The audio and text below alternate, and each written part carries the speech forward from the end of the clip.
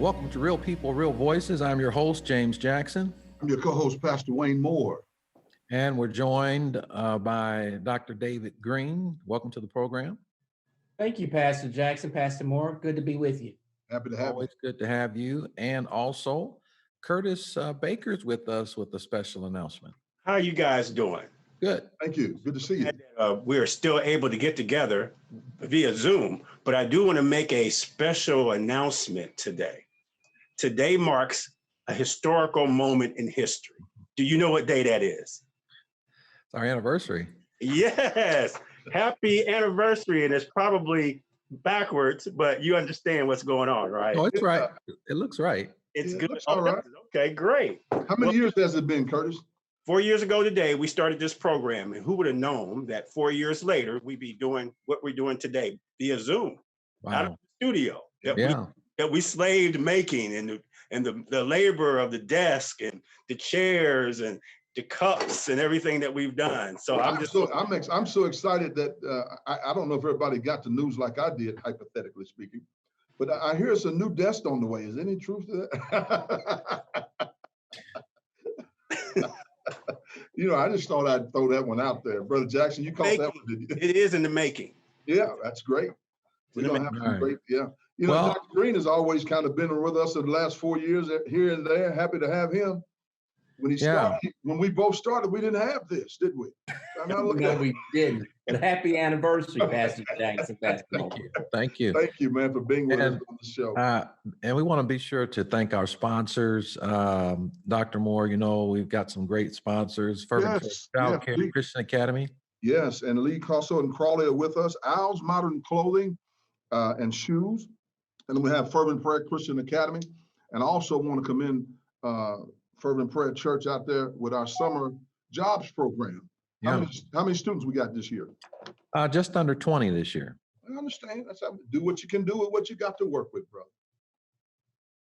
God bless you. That's where we are. And we want to thank Marion County Health Department as well. Marion County Health Department, we can't forget about them. Man, they've been, just past weekend, along with Dr. Greene, we had a phenomenal outreach weekend, and we'll probably talk about that during the course of the show. All right, we've got some great guests coming up. Thank you, Curtis, for that reminder. And we have much more to come. We'll be back after this.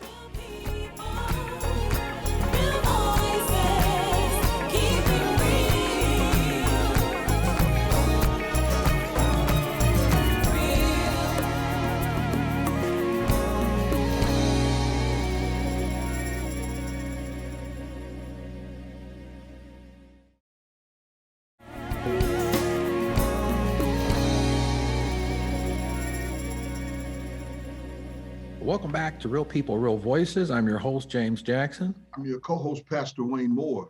And we're joined by Dr. David Greene. Yes. Welcome again, Dr. Greene. And certainly we are honored to have Dr. Virginia Kane, Marion County Health Department.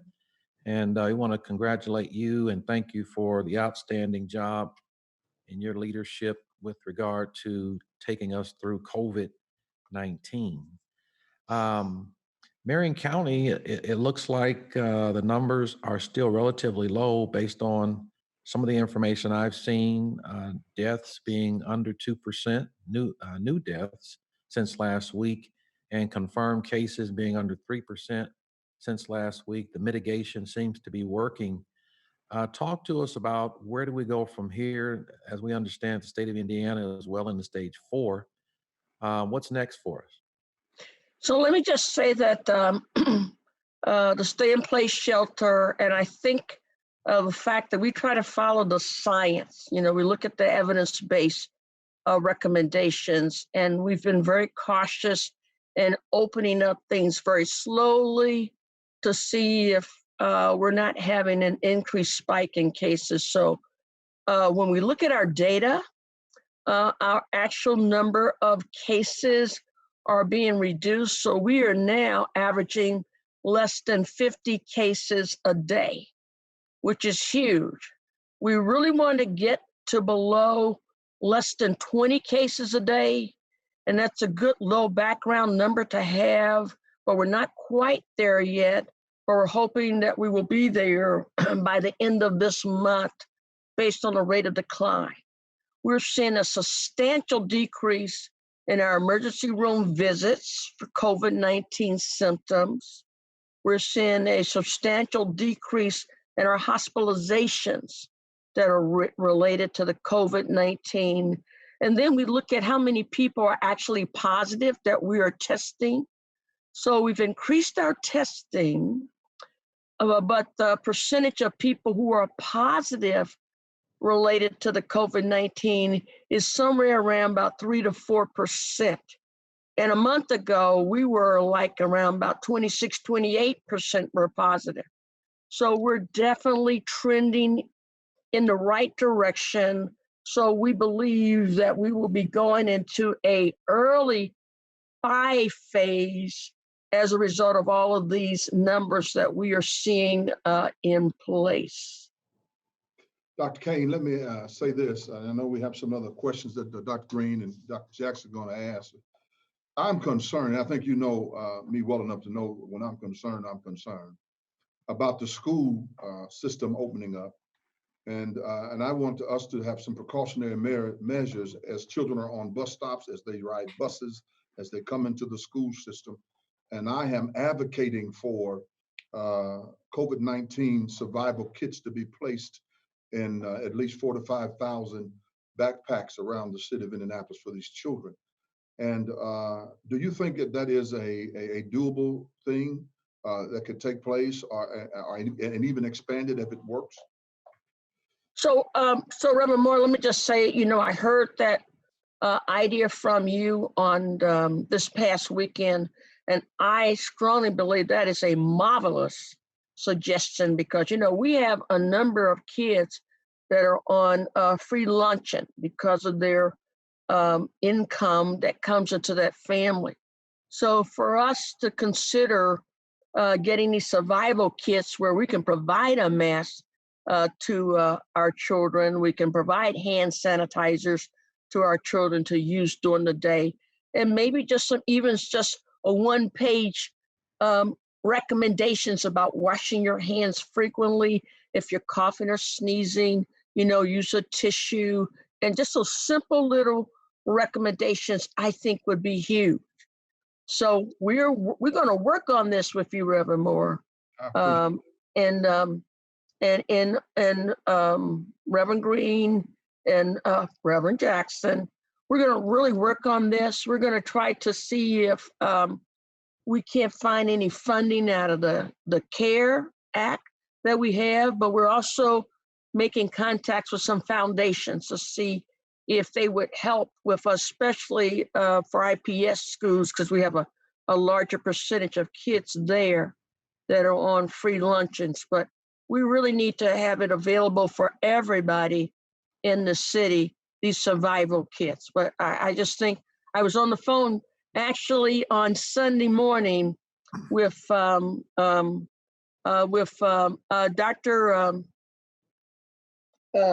Our former state health commissioner, Dr. Judy Monroe, and was telling her about these. They have a survival tool, but I was telling her your suggestions about the survival kit, where we're providing the masks and hand sanitizers, and she thought that was a fabulous idea. So I'm even thinking about getting money from CDC Foundation for this initiative. That's why I told her about it.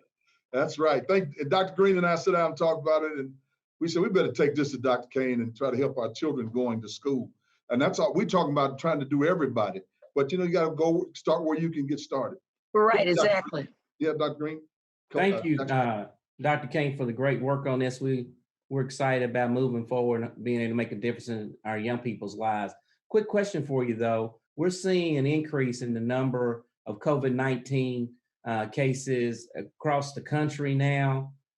Is that a concern for us here in Marion County or for Indiana? Do you have any concern when you see these increases? So, Reverend Greene, we have a huge concern about these increasing cases. We know that there are increasing cases in the state of Illinois. We know that there are increases in the state of Ohio, and we're also seeing increases in the state of Kentucky. So we're just like a 2-hour drive from a 2.5-hour drive from Columbus, but 2-hour drive from Cincinnati, Louisville, Kentucky. And so we have to be very concerned about these increasing cases. So one of the things, the decision we're going to make actually today is whether we're going to require the entire public to wear a mask in the city, not just recommended wear a mask, but a requirement. We're still seeing large groups of our young population in their early 20s to mid 30s that are out there partying, out there in large gatherings, and they're not wearing masks. So that's a huge concern, and they can cause a outbreak related to that because of the ones who are not practicing the proper practices, behavioral practices that would prevent the spread of the COVID-19. So there could be children in that household they can infect. They may have a parent who are grandparents who are seniors that they can infect. And what we know is if you've been exposed to that person just regularly talking in over 15 minutes, you have the ability to infect on the average of 3 people per 1 patient that's COVID-19. So we need to try to prevent those outbreaks from occurring. So we may, just from abundance of caution, may have to require the public to wear masks out in public, and especially indoors. Well, and to your point, Dr. Kane, we understand that there's been a mutation with this virus called D614G, or just G, making it more contagious. When we come back from break, you can talk to us about that and what kind of mitigations we can take personally and for our families to help us with this latest development. We'll be back after this.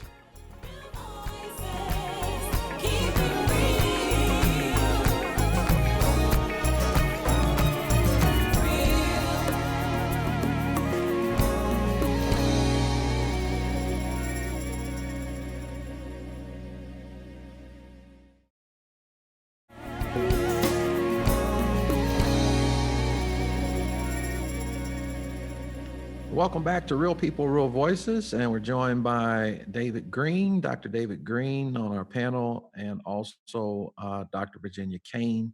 Just before the break, we were talking about this mutation. This particular, this coronavirus 19 was already highly contagious, and we understand it really wants to live, so it is mutated. This G mutation, they're calling it. Talk to us about what we need to be looking out for. So a lot of viruses have what they call little spike proteins on the outside of the virus, and it is able to hook on to our human body's cell that's a receptor. And what has occurred is that we've now seen a mutation where the spike protein has changed the structure so that it is able to hook on to the human body's cell receptor and stay hooked on. A lot of times they can't stay on long enough.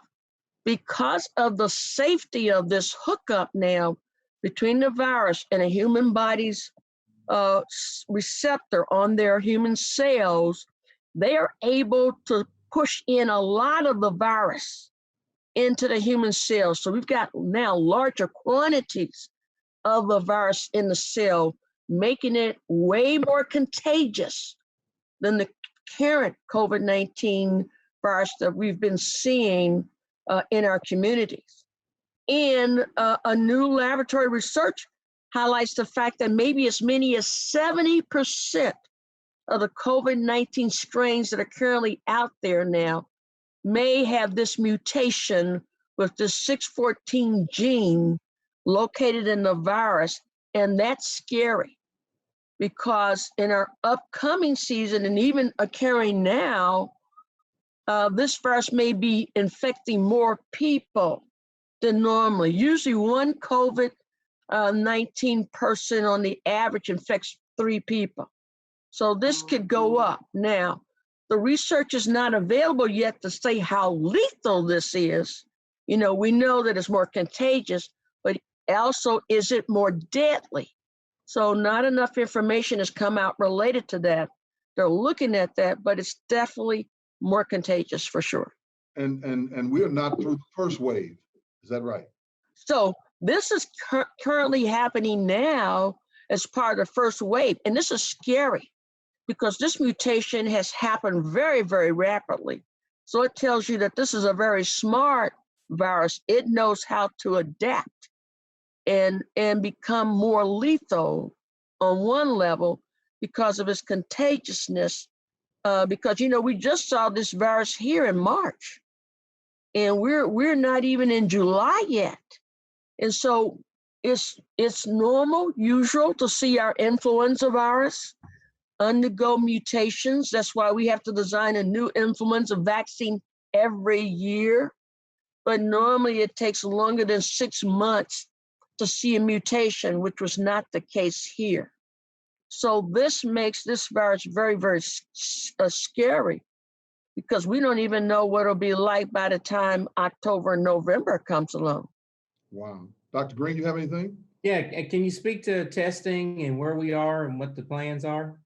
So one of the key issues for us is our ability to do testing in Indianapolis, and we really need to maintain at least almost 1,500 tests a day in order for us to feel that we're reaching enough people in order to identify positive cases. So we have what's called hotspots, where we're seeing clusters or accumulation of cases, and we need to do more testing there to see if we have a bigger problem than we've had before. For example, 46218 was a hotspot. Well, we just got our new data yesterday to show that it is no longer a hotspot now. So it looks like we've done enough testing there that we've identified, at least for right now, that we've got those positives identified, self-quarantine and taking care of them, that we're less concerned about that. But I know 4226, I know 4424 are just some examples of some hotspots, 46237. So we're going to have to try to get testing in those areas. The other thing is we've just recently received our Latino data, and we're seeing high pockets of infection in our Latinx population. So that's the next locations where we've got to make sure that we're doing testing for those communities. I know, Pastor Moore, I believe you work with the Hispanic Pastors Alliance in working with the Fairbanks School of Public Health and trying to identify a site, I think over in the Lafayette Square area, to do testing related to this. So we're going to be commencing discussions with all of our federally qualified community health centers and lookalike health centers that are seeing a lot of these Latino patients and seeing a lot of predominantly African-American patients to provide increased testing for those clinic areas. But, and they're sliding scale clinics, but we still, for convenience, need to open up new sites in terms of testing. And I'll have to send you the press releases that are coming out this week, where we're opening up 2 new sites in 2 hotspot areas. And these will be testing that will occur at least probably for about 2 weeks.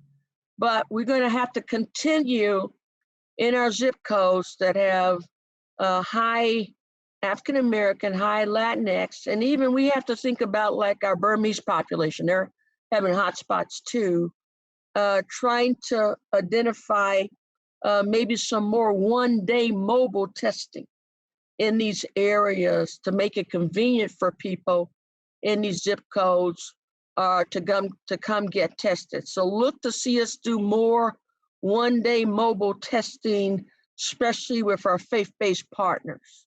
Okay, if we have time, Saturday, I believe, this past week, you mentioned.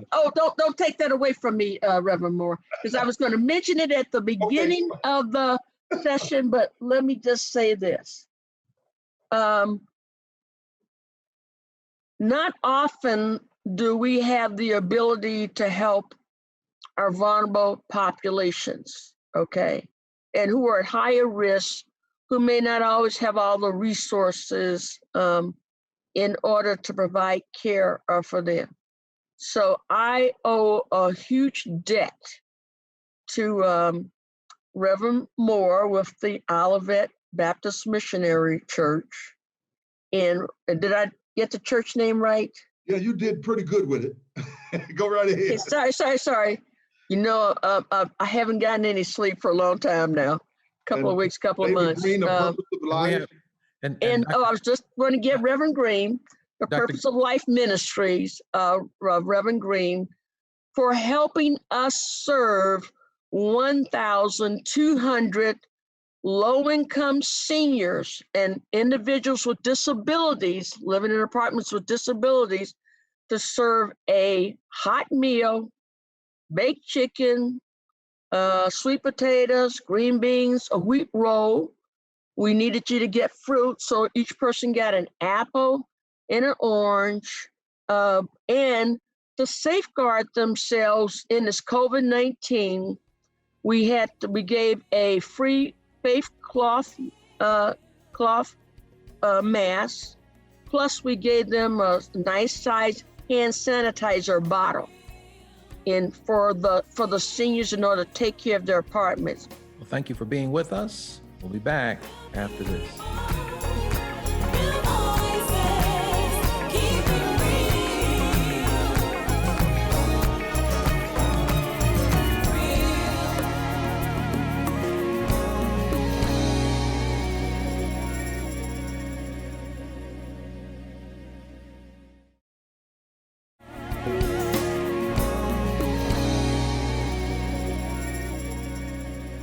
Well, we've had a great show on today. We want to thank all of our sponsors, the Marion County Health Department. You see Dr. Kane right there. We also want to thank Lee, Castle, and Crawley. If you need help, they can help you. And the Fervent Care Child Care and Christian Academy, clean, Christian, and convenient child care. From all of us at TV 40, Real People, Real Voices, have a great night.